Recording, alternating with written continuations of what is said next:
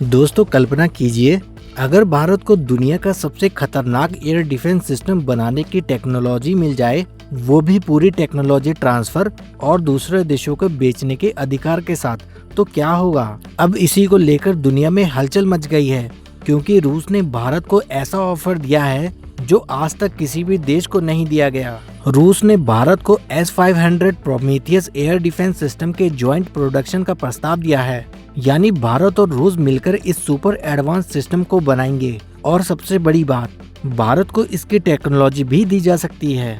सिर्फ इतना ही नहीं, भारत को इसे दूसरे देशों को एक्सपोर्ट करने का अधिकार भी मिल सकता है। रक्षा विशेषज्ञ इसे गेम चेंजर बता रहे हैं। दोस्तों अब सवाल ये है कि आखिर S-500 इतना खास क्यों है। तो दोस्तों S-500 रूस का सबसे आधुनिक और खतरनाक एयर डिफेंस सिस्टम माना जाता है। कहा जाता है कि ये सिस्टम 600 किलोमीटर तक दुश्मन के टारगेट को ट्रैक और हमला कर सकता है, यानी S-400 से भी कहीं ज्यादा ताकतवर। ये सिस्टम हाइपरसोनिक मिसाइलों को भी रोकने की क्षमता रखता है। हाइपरसोनिक मिसाइलें वो होती हैं जो आवाज की गति से कई गुना तेज उड़ती हैं और उन्हें रोकना बेहद मुश्किल माना जाता है। लेकिन रूस दावा करता है कि S-500 मैक 7 की स्पीड से आने वाले खतरों को भी खत्म कर सकता है। अब जरा सोचिए, अगर भारत के पास ऐसी तकनीक आ जाती है तो दुश्मन देशों की टेंशन कितनी बढ़ जाएगी। रिपोर्ट्स के मुताबिक S-500 सिर्फ मिसाइल ही नहीं, बल्कि स्टील्थ फाइटर जेट, ड्रोन और यहाँ तक कि लो अर्थ ऑर्बिट सैटेलाइट को भी निशाना बना सकता है। यानी ये सिस्टम धरती से लेकर अंतरिक्ष के निचले हिस्से तक सुरक्षा देने की क्षमता रखता है। रूस का कहना है कि S-500 की रिएक्शन स्पीड बेहद तेज है। जहां S-400 को प्रतिक्रिया देने में 9 से 10 सेकंड लगते हैं, वहीं 500 सिर्फ 3 से 4 सेकंड में एक्शन ले सकता है, यानी दुश्मन को संभलने का मौका भी नहीं मिलेगा। और सबसे बड़ा सवाल, क्या भारत इस ऑफर को स्वीकार करेगा। देखिए मामला इतना आसान नहीं है। भारत इस समय अपने स्वदेशी एयर डिफेंस प्रोजेक्ट कुशा पर तेजी से काम कर रहा है। इसे DRDO द्वारा विकसित किया जा रहा है और इसका उद्देश्य भारत को पूरी तरह आत्मनिर्भर बनाना है। प्रोजेक्ट कुशा को extended range air defence system यानी ERADS भी कहा जा रहा है। बताया जा रहा है कि इसमें 3 अलग अलग इंटरसेप्टर मिसाइलें होंगी। पहली करीब 150 किलोमीटर तक मार करेगी, दूसरी 250 किलोमीटर तक और तीसरी 350 से 400 किलोमीटर तक दुश्मन को खत्म कर सकेगी। यानी भारत खुद भी एक ऐसा सिस्टम बना रहा है जो भविष्य में S-400 और दूसरे विदेशी सिस्टम का विकल्प बन सके। अब यहाँ भारत के सामने बड़ी दुविधा खड़ी हो गई है। अगर भारत रूस का ऑफर स्वीकार करता है तो उसे तुरंत एक सुपर एडवांस टेक्नोलॉजी मिल जाएगी।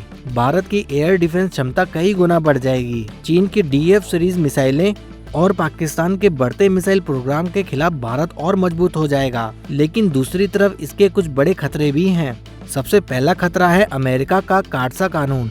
अगर भारत रूस के साथ बहुत गहराई से रक्षा सहयोग बढ़ाता है तो अमेरिका भारत पर दबाव बना सकता है या प्रतिबंध लगाने की कोशिश कर सकता है। हालांकि S-400 डील के समय भी ये मुद्दा उठा था। दूसरी बात, टेक्नोलॉजी ट्रांसफर कितना वास्तविक होगा, इस पर भी सवाल है, क्योंकि अक्सर देश अपनी सबसे एडवांस सैन्य तकनीक पूरी तरह साझा नहीं करते। तीसरी और सबसे महत्वपूर्ण बात, भारत अब विदेशी हथियारों पर निर्भरता कम करना चाहता है। आत्मनिर्भर भारत और मेक इन इंडिया के तहत भारत खुद की तकनीक विकसित करने पर जोर दे रहा है। ऐसे में प्रोजेक्ट कुशा भारत के लिए सिर्फ एक हथियार नहीं, बल्कि रणनीतिक आजादी का प्रतीक बन चुका है।